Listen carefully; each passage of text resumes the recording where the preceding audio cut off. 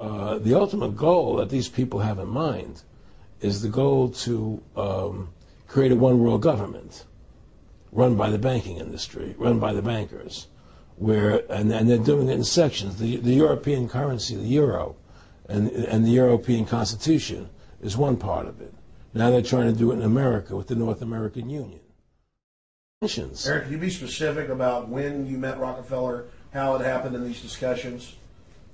I met Rockefeller through a female attorney I knew who called me up one day and said, one of the Rockefellers would like to meet you. I had made a video called Mad as Hell, and he'd seen the video and wanted to meet me and knew I was running for governor of Nevada. So sure, I'd love to meet him. And I met him, and I liked him, and he was a very, very smart man. And we used to talk and share ideas and thoughts. And he's the one who told me 11 months before 9/11 ever happened that there was going to be an event. Never told me what the event was going to be, but there was going to be an event. And out of that event, we were going to invade Afghanistan to run pipelines from the Caspian Sea. We were going to invade Iraq, to take over the oil fields, establish a base in the Middle East, and make it all part of the New World Order. And we'd go after Chavez in Venezuela. And sure enough, later 9/11 happened. And I remember he was telling me how how you're going to see soldiers looking in caves for people in Afghanistan and Pakistan and all these places. And there's going to be this war on terror, of which there's no real enemy. And the whole thing is a giant hoax, but it's a way for the government to take over the American people. He told you it was going to be a hoax. Oh, yeah. Oh, yeah. There's no question. He says, there's going to be war on terror. And he's just laughing. There's no... Who are we fighting? I mean, why do you think 9/11 happened and then nothing's happened since then? Do you think that our security is so great here that these people who pulled off 9/11, who were able to, can't knock down another plane? Come on, it's ridiculous. Endless war on terror without any real enemy.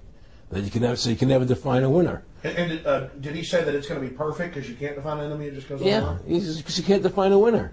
There's no one to beat, so it goes on and on forever. And they can do whatever they want. They scared the hell out of the American public. Look, this whole war on terror is a fraud. It's a farce. It's very difficult to say it out loud because people are intimidated against saying it. Because if you say it, they want to make you into a nutcase. But the truth has to come out. That's why I'm doing this interview. The fact of the matter happens to be that the whole war on terror is a fraud. It's a farce. Yeah, there's a war going on in Iraq because we invaded Iraq.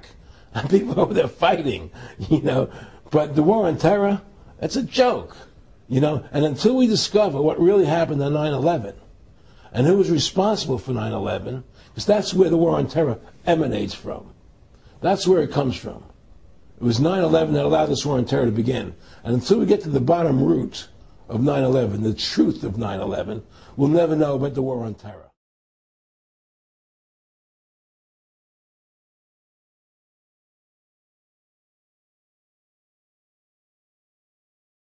Now let's watch the government add insult to injury to the people of New Orleans.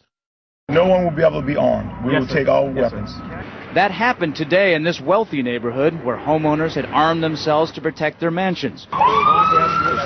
Residents were handcuffed on the ground. In the end, police took their weapons but let them stay in their homes.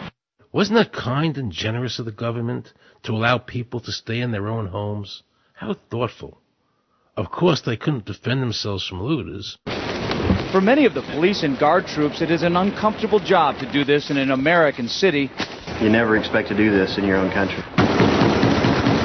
Walking up and down these streets, you don't want to think about the stuff that you're going to have to do.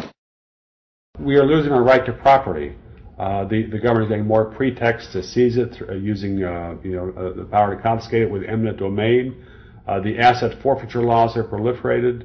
It's easier for the prosecutors to come in and make an accusation against you and confiscate your property even though they have no evidence that you've done anything wrong. Guilt or innocence doesn't really matter that much because it's very convenient for the government. Unfortunately, what is being sold to the American people today as Americanism, if you peel off the label, you find so much similarity to what we were fighting against when we were fighting communism and Nazism and fascism. The government's now putting a national ID card together and they want checkpoints. We will be carrying our papers, and they have recommended there'll be checkpoints throughout the country. Isn't that what Nazi Germany did that everybody in America was against? Papers, please. May I see your papers? May we see your papers?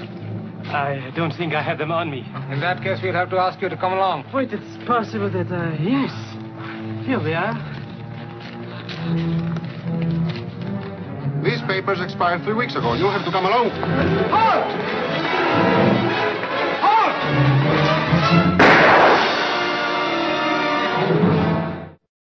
In the new legislation, the national ID card is in it. It takes 3 or 4 pages to describe, and it will be connected with our driver's licenses. The states will be instructed on exactly what they have to do. Social security numbers will be used. Some type of a physical proof, such as fingerprints or retinal prints, have to be on it.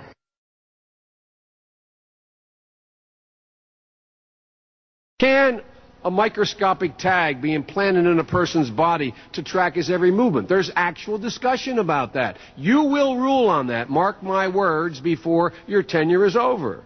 Homeland Security folks, the Department of Defense and others have expressed an interest in being able to more closely monitor the U.S. populace.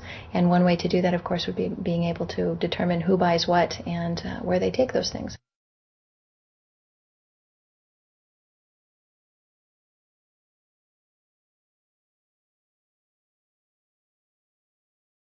Radio waves can travel through walls, they can travel through wood, they can travel through the things we normally rely on to protect our privacy.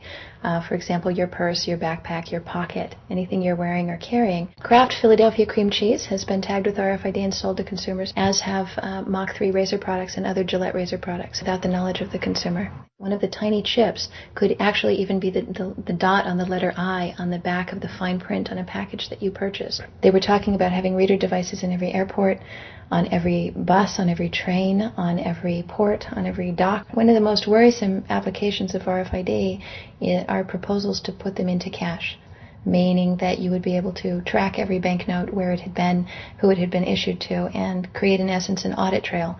That would essentially take away the anonymity of cash that we now enjoy today. The ATM machine itself, as the money came through the roller device, would be reading each number, and they would know who you are because, of course, you identify yourself at the bank before you take money out. And down the road, when you go to pay at a major retailer, it would also be possible for them, as they're putting the money into the cash drawer, to simply feed it through a little reader device. It would go in, it would tag that number and transfer possession from Aaron Russo, say, to Walmart. Once everything you do is tied down to a single number and there is no longer the ability to pay with cash, then all it takes to render you a non-citizen is to simply turn that chip off. You will no longer be able to really participate in any function in society, including buy food.